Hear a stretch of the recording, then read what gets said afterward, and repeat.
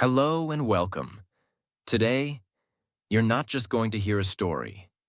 You're going to feel it, live it, learn from it. This is the real untold story of a woman who started with absolutely nothing and built one of the most powerful brands in the world. From a small bed in an orphanage to dressing queens, movie stars, and presidents' wives. From sewing in silence to changing fashion forever. Her name is Coco Chanel, but she wasn't born Coco. She created herself. She designed her life like a masterpiece. And she taught the world this one truth. Elegance is not about wealth. It's about strength. And in this series, you will learn how to turn your pain into power, how to build your identity from scratch, how to become unforgettable, just like a brand, how to speak and understand English better through powerful storytelling. So grab your notebook, turn off all distractions. This is not just a story. It's a life-changing experience, and your English will get better with every word. Now let's begin. Part 1. The Girl in the Orphanage. Before the perfume, the handbags, the luxury, the logo, before the world said Chanel means elegance, there was a little girl named Gabrielle Bonheur Chanel. She was born on August 19, 1883 in Saumur, France. A small town, quiet, dusty roads, gray skies, no sign of fashion, no sign of fame. Her father's name was Albert Chanel, a street vendor. He sold clothes and random goods. Her mother's name was Jeanne Devol, tired, sick, overworked, always coughing. They had 5 children. Gabrielle was the second. They were poor, very poor. Not the we can't buy toys kind of poor, the we don't know if we'll eat tomorrow kind. When Gabrielle was just 12 years old, something happened that changed her life forever. Her mother died. She had been sick for years, tuberculosis, no hospitals, no medicine, just pain. And one day she stopped breathing. Gabrielle stood in the corner of the room, silent. Her younger siblings were crying. But she just stood there. She was numb, cold, broken.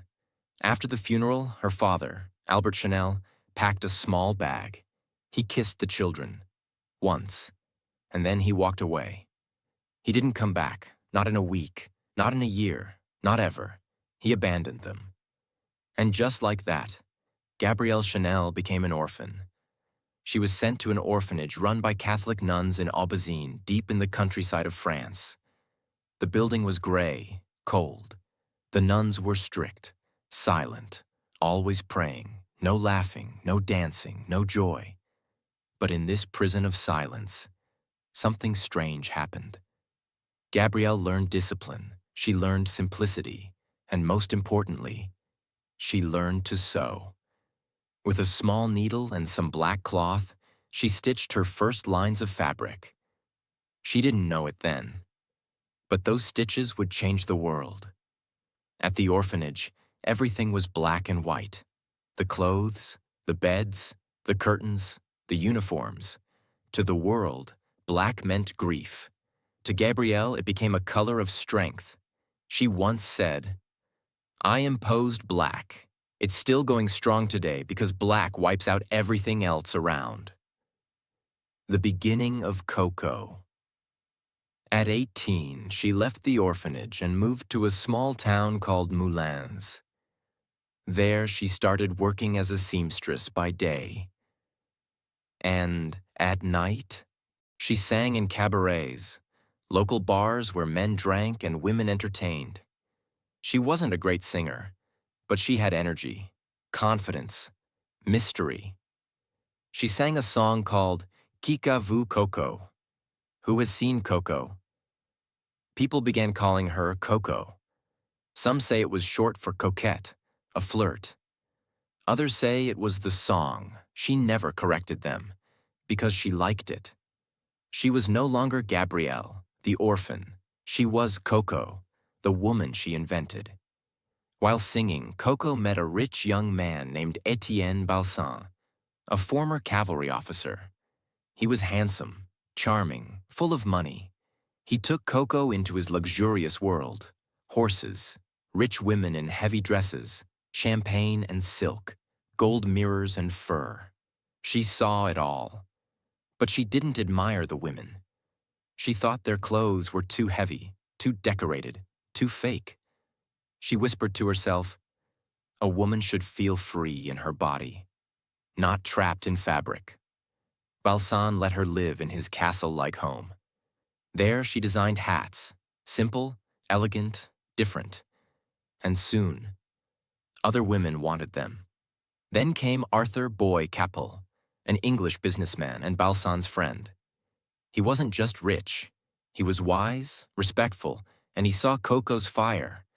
He told her, "You don't belong in someone else's house. You should have your own name on a building." He believed in her. He gave her $3,000 to open her first shop. That's nearly $90,000 today.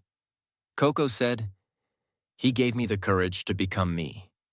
She opened her first boutique in Paris at 21 Rue Cambon. The sign said, Chanel Modes, Chanel Fashion. She sold hats at first, simple, bold, different. In a world where fashion meant big feathers and corsets, Coco gave women freedom, and they loved it. Actresses wore her hats. Rich women whispered her name. Chanel, Chanel, Chanel. A brand was born. The year was 1910. In Paris, the streets were busy with horse-drawn carriages. The Eiffel Tower had only been standing for 21 years, and the world of fashion was controlled by men. Women were still wearing corsets, tight, uncomfortable underclothes that squeezed their bodies to make their waists look tiny. It was painful. It was tradition. It was considered beautiful. But Coco Chanel didn't agree. She looked around and said, "Why should a woman suffer to look beautiful? Why should fashion control us? Why can't we be free?" At the time, this idea was shocking. But Coco didn't care. She didn't want to follow fashion. She wanted to redefine it. At first, she only sold hats. But after her shop became popular, she began making clothes. Clothes that were simple, elegant, and most importantly, comfortable. She used jersey fabric. That was a cheap, stretchy material used mostly for men's underwear back then. Other designers laughed at her.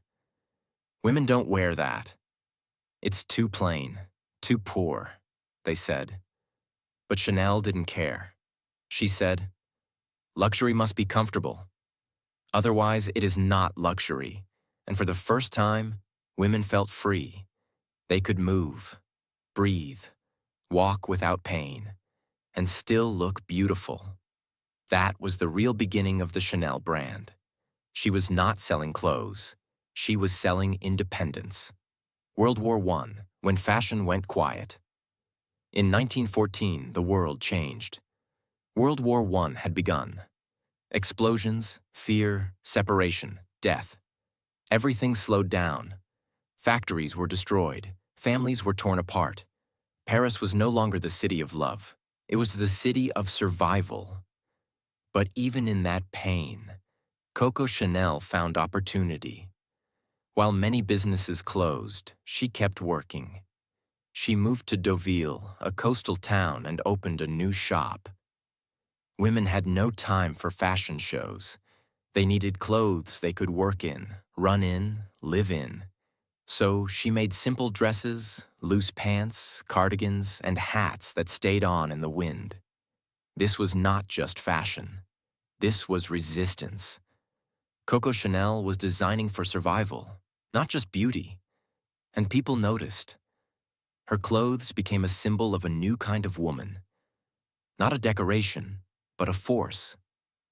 In 1919, Coco's life took a painful turn. Her lover and supporter, Arthur Boy Capel, died in a car crash on the French Riviera. He was only 38 years old. Coco rushed to the site. She stood by the wreckage. The man who gave her money, support, belief, and love was gone.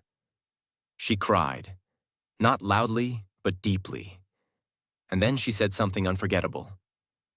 In losing Capel, I lost everything. She wore black for weeks, months, years.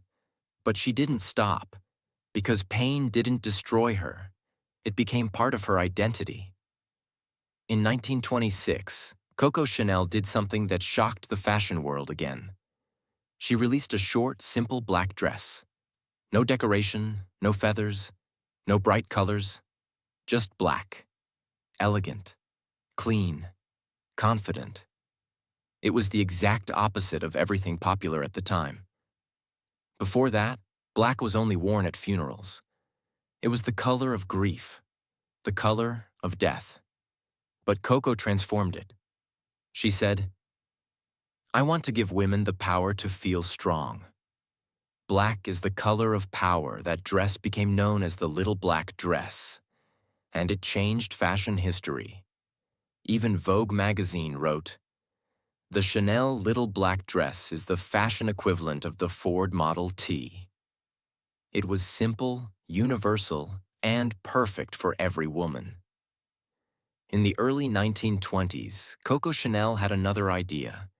She wanted to create a perfume, but not just a scent.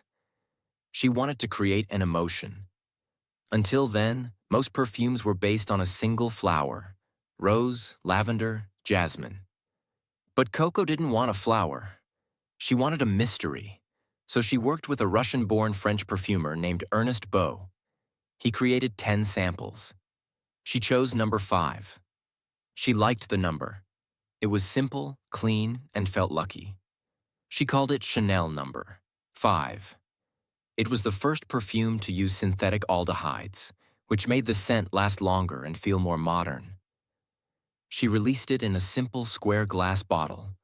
No gold, no curves, no decoration. And she said, a woman should smell like a woman, not like a flower. It became an instant classic, and it remains one of the best-selling perfumes in the world even today, over 100 years later. At its peak, Chanel number 5 was selling 1 bottle every 30 seconds around the world. To sell Chanel number 5, Coco partnered with 2 businessmen, Pierre Wertheimer and his brother Paul. They had the factories, the money, the distribution channels. She had the name and the vision. But the deal they made was unfair. She agreed to 10% of the profits. The Wertheimer brothers would get 70%, and her partner Théophile Bader would get 20%. Later, she realized how much she had lost.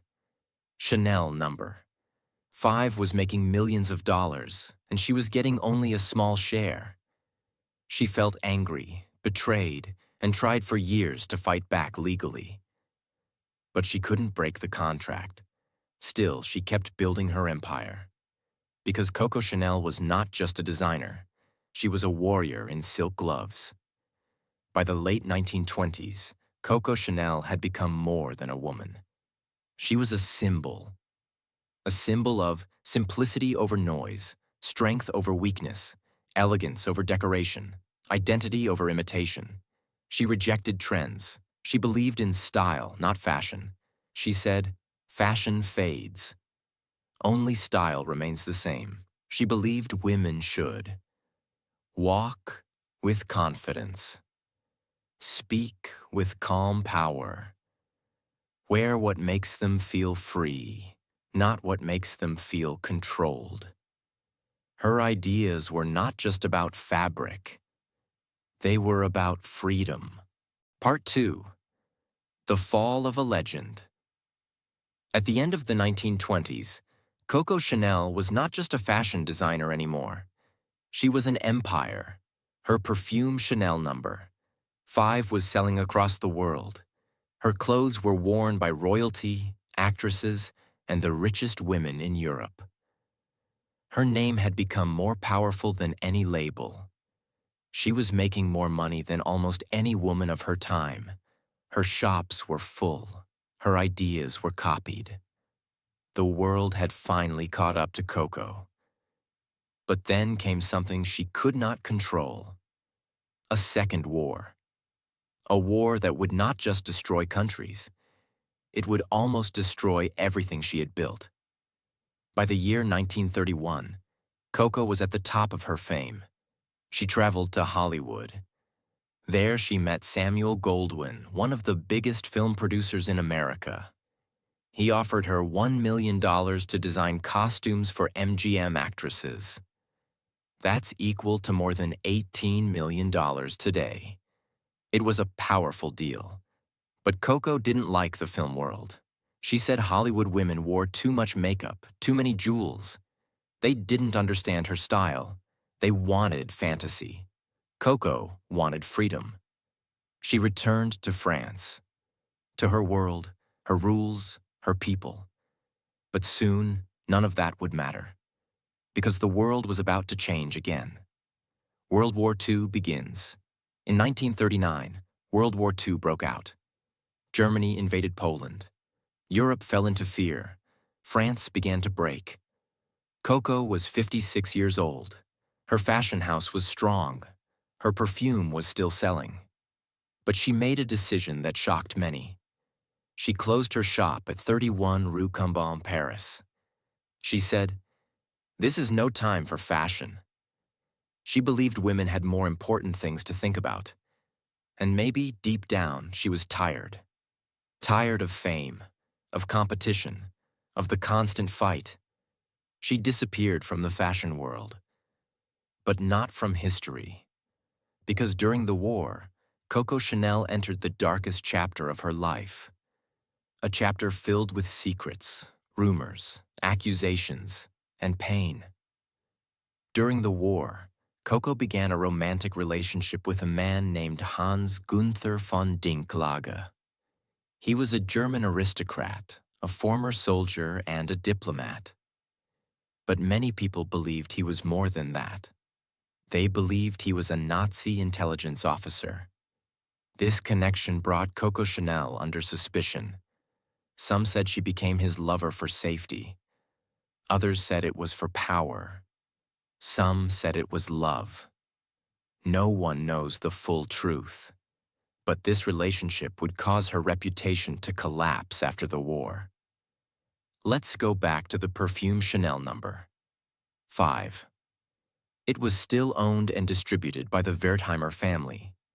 They were Jewish businessmen from France. During the war, the Nazis forced Jewish families to give up their businesses. Coco saw an opportunity. She tried to take back full control of her perfume by writing to the German authorities saying, "The owners of my perfume are Jews. Under the laws of occupation, I should now own it fully." This was a dangerous and morally questionable move. Later, some would say she did it out of revenge because she never liked the deal. Others would say it was an act of greed. Some believed she just wanted to survive. But the truth is, it happened. And the moment people found out, her name became a shadow of what it once was. But the Wertheimer family was smart. Before leaving France, they had legally protected their business by giving it temporarily to a non-Jewish Frenchman. So Coco's plan failed. They returned after the war and kept control of the business. In 1944, France was liberated. The Nazis were defeated. The French began looking for people who had helped the enemy. Coco Chanel was arrested. She was taken in for questioning about her relationship with Hans von Dinklage and her wartime activities. But she was released after a few hours. Why? Many believe she had help from her powerful British friends, including Winston Churchill, the Prime Minister of the United Kingdom. Churchill had met Coco years earlier through mutual friends. Some say he used his influence to protect her. Whatever the reason, Coco was freed. But she was no longer welcome in France. People whispered. They called her a traitor. Some refused to speak her name. So Coco did something she had never done before. She ran away. After the war, Coco left Paris and moved to Switzerland.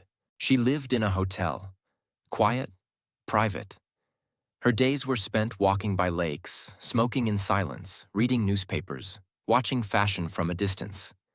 The world moved on. New designers had arrived. Dior, Balenciaga, Givenchy. They created designs full of glamour, wide skirts, tiny waists, long gloves. Women loved them. But Coco? She hated what she saw. She said, "Dior doesn't dress women. He upholsters them." She believed fashion had returned to slavery, corsets, weight, discomfort. But still, she said nothing. For 15 years, Coco Chanel remained silent. She was 71 years old. Too old for fashion, people thought. Too broken by war. Too hated by the past. Too forgotten by the present. But Coco was not done. She was never done. Because legends do not end quietly. They return when no one expects them to.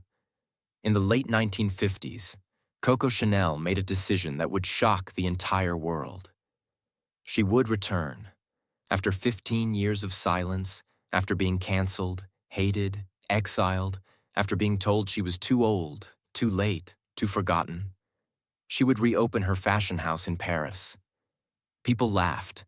Designers rolled their eyes. Fashion magazines ignored her.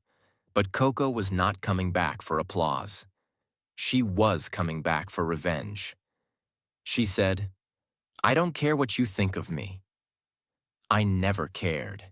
In 1954, Coco Chanel walked into her old building, 31 Rue Cambon, and began again. She created a new collection. Simple suits, soft jackets, comfortable skirts, gold buttons, pearls, style, freedom, movement, just like before. She didn't try to follow the new world. She simply became herself again. And slowly, the world remembered who she was. The year was 1954. She returned to 31 Rue Cambon, the same Paris building where it all began. She walked up the grand staircase with mirrors on all sides. In those mirrors, she didn't see an old woman. She saw fire, confidence, purpose. She reopened her fashion house. She brought back her tailors, her sketchbooks, her fabrics. And she began to work day and night, just like before. But now it was different. This time, she wasn't trying to build a name. She was trying to protect a legacy. In February 1954, Coco Chanel released her comeback collection. It included her signature style: soft collarless jackets, slim skirts that let women walk freely, tweed fabric trimmed in clean lines, long necklaces of pearls, two-tone shoes, and a calm, elegant color palette: beige, navy, white, black. She stood behind the curtain as models walked out wearing her designs. She didn't smile. She didn't tremble. She just waited. But when the show ended, there was no applause. The French press criticized her harshly. One called her a ghost from the past. Another wrote, "Madame Chanel is no longer relevant." Her heart broke. She didn't say a word, but she didn't stop. Because something happened she didn't expect.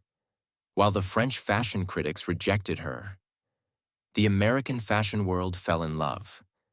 Magazines like Life, Harper's Bazaar, and Vogue US praised her new collection. They called it modern, fresh, liberating, and perfect for the new working woman. Buyers from New York, Los Angeles, Chicago, and London placed massive orders. American actresses began wearing Chanel suits in films and public events. The same clothes that Paris had called boring were now called timeless. And Coco Chanel realized something important. The world still needed her. just not in the way it used to. She said, "I don't care what they think in Paris. I care what women feel when they wear my clothes." In the next few years, Coco focused on perfecting one thing: the Chanel suit. It was a jacket and skirt set made from soft tweed or wool. But it wasn't just about fabric. It was about freedom. Here's what made it different. The jacket had no collar, allowing neck movement. It had gold buttons inspired by uniforms. The skirt was straight, not tight, so women could walk normally. The jacket had silk lining, often matched with the blouse inside. There were real pockets, not just for decoration. It was designed to be worn without a corset. It was beautiful, but also practical. It was powerful, but not aggressive.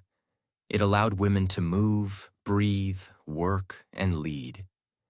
This was not just a fashion item. It was a symbol of the new woman. Working women, independent women, business women, women who didn't want to wait for approval. Famous American First Lady Jacqueline Kennedy wore Chanel suits frequently, and the brand exploded in global fame. Coco also designed the now famous two-tone shoe. It was beige in the body with a black toe. But it wasn't just for style. She had a deeper reason. The beige color made the legs look longer. The black toe made the feet look smaller. It was an illusion. But Coco understood something most designers didn't. Fashion is psychology. She didn't care about trends. She cared about how clothes made women feel: strong, confident, proud, free. Even in her 70s, Coco Chanel worked like a young soldier. She lived at the Hotel Ritz in Paris, the most luxurious hotel in the city.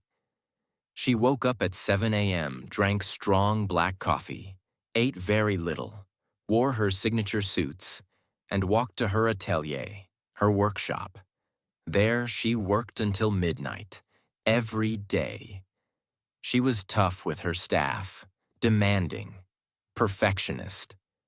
She would tear apart a jacket if it didn't fall the way she wanted. She would restitch a button if the sound it made when it touched the table felt wrong. She didn't care how old she was.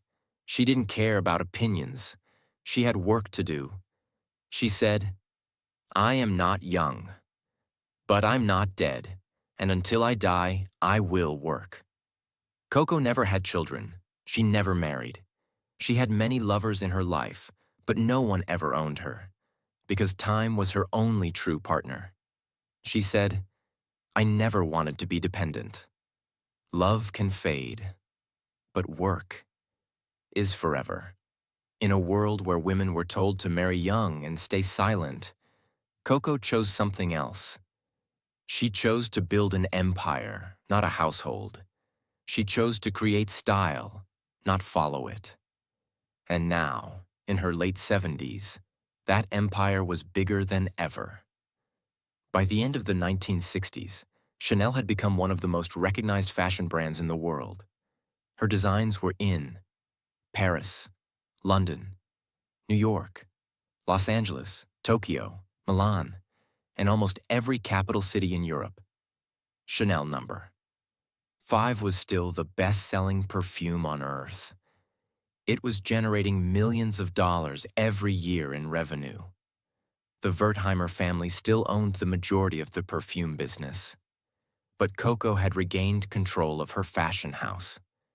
Her clothes were worn by queens, first ladies, movie stars, businesswomen, and ordinary women who wanted to feel extraordinary. But Coco never celebrated publicly. She didn't go to parties. She didn't smile in magazines. She didn't take vacations. She simply worked. Every day, every moment. Part 3. The Woman Who Refused to Stop. Coco Chanel was now in her late 70s. She had returned to fashion with full power. Her brand was once again strong in France, beloved in America, and respected around the world. She was living at the luxurious Hotel Ritz in Paris, not just as a guest, but as a symbol of timeless success. But Coco was not spending her final years relaxing. She was still working every single day, as if she were still 30 years old and chasing a dream. Because Coco never worked for money. She worked for control, for beauty, for freedom, and for immortality. Every day of Coco Chanel's life was organized, disciplined, and intentional. She woke up early in the morning, always alone. She preferred silence in the morning. No phone calls, no meetings, no noise. She would drink a hot cup of black coffee, often with a small croissant. She didn't eat much. Her meals were light, controlled, simple, like her designs. She bathed, applied her signature Chanel number, 5 perfume, and she always wore a suit. Never pajamas, never lazy clothes. To her, every day was a chance to design life. She once said, "Dress poorly, and they remember the dress. Dress perfectly, and they remember the woman." After preparing herself, she would leave the Ritz and walk a short distance to her atelier, her private workspace above the Chanel boutique at 31 Rue Cambon. There, she began her real work. Coco designed her workplace like a temple. There was a grand staircase lined with mirrors. She had placed them in a way that she could sit upstairs and secretly observe the models and clients walking in the store downstairs, without being seen herself. She did this so she could understand how people moved, reacted, and felt. Fashion for Coco was never about clothes. It was about energy, confidence, and movement. She watched in silence. And when something didn't feel right, she changed it. She changed the buttons. She changed the shape of the collar. She adjusted the way the skirt moved when a woman walked fast. She demanded that every outfit must serve the woman, not the other way around. She was nearly 80 years old, but she worked harder than anyone around her. Coco Chanel was known to be tough, demanding, and often ruthless in her pursuit of perfection. She could fire someone over a single mistake. She could cancel an entire collection the day before a show if it didn't meet her vision. Her tailors, dressmakers, and assistants respected her deeply, but they also feared her presence. She didn't smile often. She didn't allow laziness. She didn't tolerate excuses, but she was never unfair. She knew every worker by name. She personally checked every piece of fabric. She believed that every thread carried emotion, and if that emotion wasn't right, the dress would fail. And most importantly, she still worked with her own hands. She didn't just sit on a throne and give orders. She stood next to her staff and sewed when needed. She was the queen who still used the needle. By this time, the name Chanel had become more than a brand. It had become a global identity. And the women who wore Chanel were not just rich. They were powerful. They were modern. They were working women, leaders, thinkers, creators. Her most famous clients included Jacqueline Kennedy, First Lady of the United States, Princess Grace of Monaco, Elizabeth Taylor, Brigitte Bardot, Romy Schneider. But Chanel never treated celebrities like gods.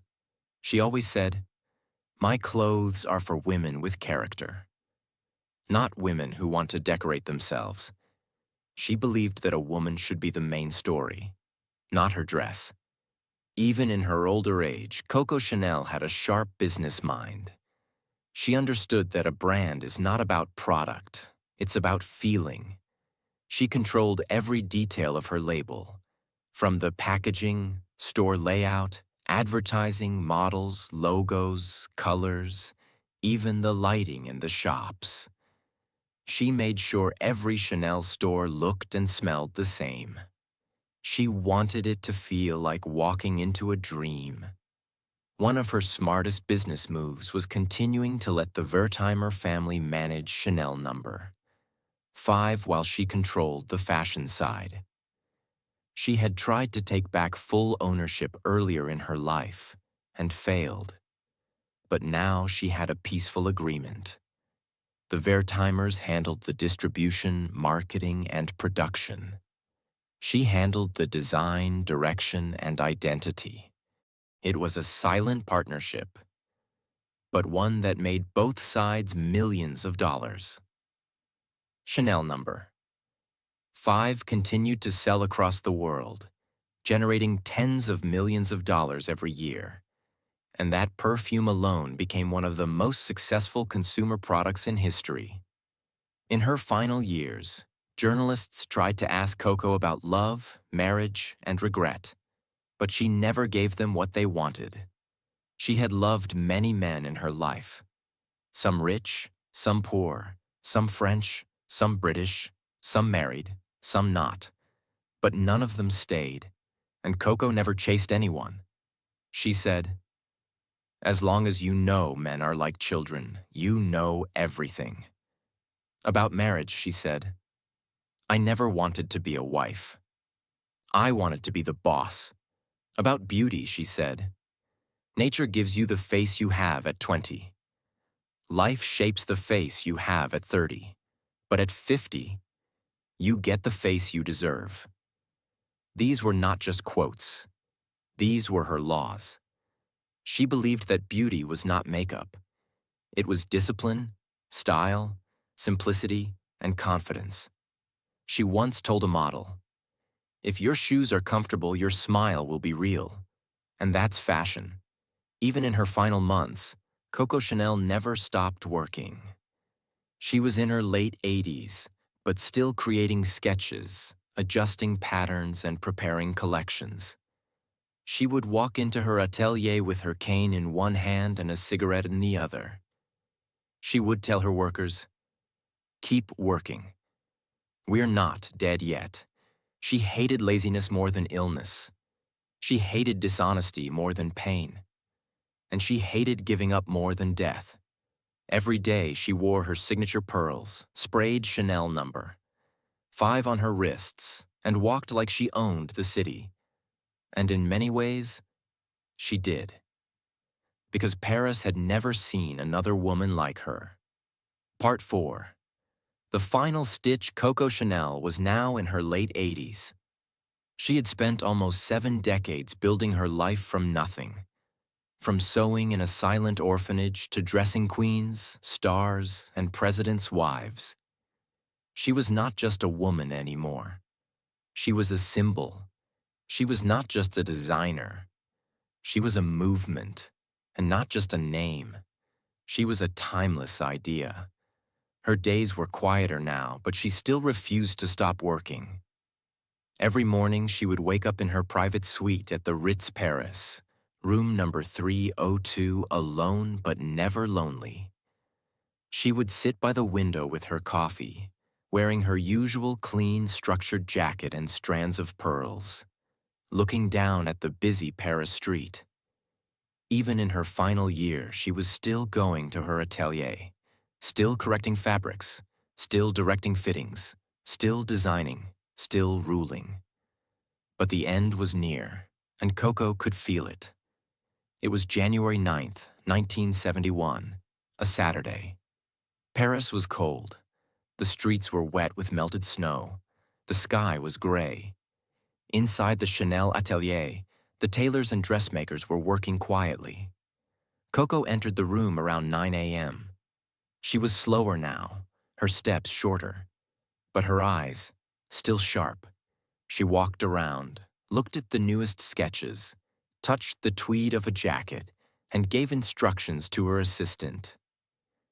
"Make the collar higher. The woman's neck must look longer. The sleeve must fall softer." Even at 87, she had the energy of someone fighting for her first collection. She stayed until 5 p.m., longer than anyone expected. Before leaving, she looked at one of her favorite models and said, "You see, that's how you live. Working." always working. Then she returned to the Ritz. She took a bath. She had dinner. She called her maid. Everything was quiet. Paris went to sleep, and so did she. On Sunday, January 10th, 1971, at around 9 a.m., the hotel maid entered her room with breakfast. Coco Chanel was lying on her bed, one hand under her cheek, one arm resting on her side. Her eyes closed, peaceful. She had died in her sleep. The doctor said it was natural causes. No pain, no struggle, just rest. Her final words, spoken the night before, were, "You see, this is how you die." The news spread quickly across France, then across Europe, then the world. The newspapers printed her face. Photographers stood outside the Ritz. The fashion world went silent. Because something more than a person had passed. A chapter of human history had closed.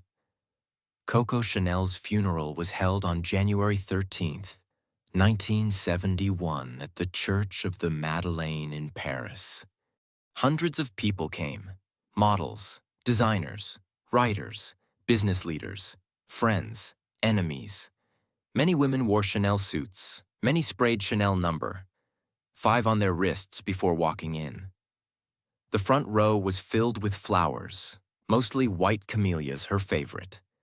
She had once said, "A woman should be like a flower." Beautiful, yes, but also able to grow anywhere. They placed her body in a white casket, wearing one of her signature suits, her pearls around her neck, and a final mist of Chanel number 5 on her collarbone. It was not just a goodbye, it was a farewell to an era. After Coco Chanel passed away, people thought the brand might collapse. But it didn't, because Chanel was never just Coco. She had built a system, a structure, a soul. Her atelier continued to work under her last instructions. In the years that followed, the Wertheimer family, the original owners of Chanel number 5, bought the fashion side of Chanel too. They became the full owners of Chanel SA and decided to keep the brand alive, not just as a memory, but as a living, evolving symbol. They invested in the brand, protected her legacy, and in 1983, they made the most important decision. They hired a new creative director to lead the brand. His name was Karl Lagerfeld. Karl Lagerfeld understood Coco's vision deeply, but he also knew something important. He knew that to keep a legend alive, you don't copy it. You evolve it. Under his leadership, the Chanel brand reached younger generations, created fashion shows across the world, built luxury stores in Tokyo, Dubai, New York, and Beijing, introduced modern designs while protecting the core values of Coco's simplicity, structure, and elegance. And today, Chanel is one of the most successful and profitable fashion brands in the world. It generates billions of dollars in revenue every year. Chanel number 5 is still one of the best-selling perfumes on the planet. The double C logo is known in every corner of the world. The Chanel suit is still worn by celebrities, politicians, and leaders. The two-tone shoe, the little black dress, the beige and black color scheme, and the signature pearls, all still live on. Coco is gone, but her soul is stitched into every fabric, every store, every bottle, and every runway. Coco Chanel once said, "My life didn't please me, so I created my life." That is the lesson. She didn't come from power. She wasn't rich. She wasn't born beautiful. She wasn't protected by anyone. She lost her mother at 12. She was abandoned by her father. She lived in an orphanage. She was rejected by many. She faced heartbreak, betrayal, and war. She was called a traitor, a woman of scandal, a failure. But she refused to become a victim. She trained her hands. She trained her eye. She trained her mind. And she built an empire out of needles, fabric, and silence. She taught women that style is not decoration. It is dignity. She proved to the world that a woman could rise without marriage, build without help, and remain elegant without ever being owned. As promised, through this long, emotional journey, you didn't just learn Coco's story. You learned how to read, feel, and understand English in a new way. You learned how to follow a long, real biography. You saw how powerful storytelling improves your vocabulary, your sentence rhythm, and your understanding. And most importantly, you saw that language becomes more powerful when it connects to emotion. And that was the story of Coco Chanel. Not just a fashion designer, not just a perfume bottle, not just a name stitched into luxury, but a girl who had every reason to fail and still built a name the world would never forget. She didn't just design clothes. She designed identity. She taught us that silence can be powerful, that pain can become your brand, and that no matter where you begin, you have the right to create a life worth remembering. So if you're lost, if you're tired, if the world doubts you, remember this: you don't have to be born lucky. You just have to be brave enough to begin. Now it's your turn to build your name, your story, your empire. And if this story moved you, taught you, or gave you even a small spark, subscribe now, because on this channel, we don't just tell stories, we create legends, and we teach English through the fire of real life. So subscribe and join a journey that changes everything. Your life is waiting, and it begins with the next story.